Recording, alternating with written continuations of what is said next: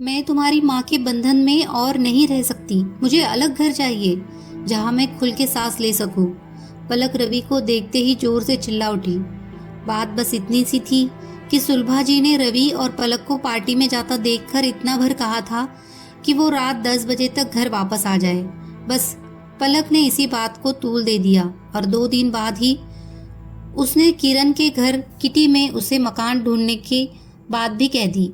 मुझे मम्मी जी की गुलामी में रहना पसंद नहीं है पलक। तुम्हारी तरह एक दिन मैं भी यही सोचकर अपनी सास से अलग हो गई थी।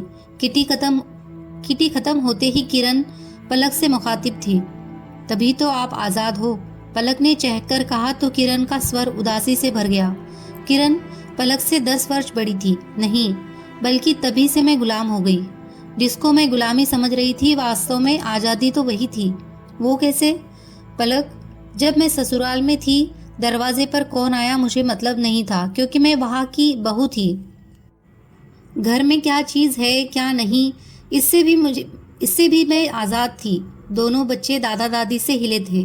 मुझे कहीं आने जाने पर पाबंदी नहीं थी, पर कुछ नियमों के साथ जो सही भी थे। पर जवानी के जोश में मैं अपने आगे कोई सीमा रेखा नहीं चाहती थी।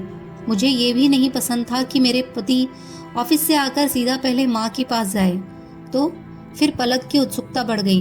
मैंने दिनेश को हर तरह से मनाकर अलग घर ले लिया और फिर मैं दरवाजे की घंटी, मेहरी, बच्चे, धोबी, दिनेश सबके वक्त की गुलाम हो गई। अपनी मर्जी से मेरे आने जाने पर भी रोक लग गई, क्योंकि कभी बच्चों का होमवर्क कराना है तो कभी उनकी तबीयत खराब है। हर जगह बच्चों को ले जा नहीं सकते, अकेले भी नहीं छोड़ सकते, तो मजबूरन पार्टियां भी छोड़नी पड़ती। जबकि ससुराल में रहने पर ये सब बंदिशें नहीं थी। ऊपर से मकान का किराया और फालतू के खर्च अलग। फिर दिनेश भी अब उतने खुश नहीं रहते। किरण की आंखें नम होती।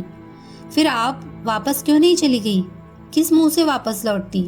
इन्होंने एक बार मम्मी से कहा भी था, पर पापा ने ये कहकर साफ मना कर दिया कि एक बार हम लोगों ने बड़ी मुश्किल से अपने आप को संभाला है, अब दूसरा झटका खाने की हिम्मत नहीं है। बेहतर है अब तुम वही रहो।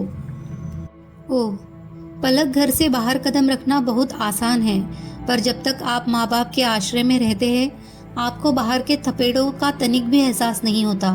माँ बाप के साथ बंदिश से ज़्यादा आज़ादी होती है, पर हमें वो पसंद नहीं होती।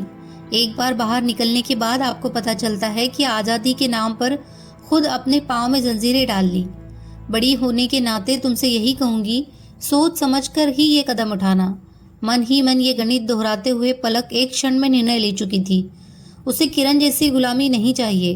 घर की ओर चलते बढ़ते कदमों के साथ साथ वो मन ही मन बुदबुदा रही थी कि घर पहुंचते ही सासू माँ के पैर छूकर क्षमा मांग लूंगी और सदा उनके साथ ही रहूंगी। माँ बाप को साथ नहीं रखा जाता, माँ बाप के साथ रहना होता है।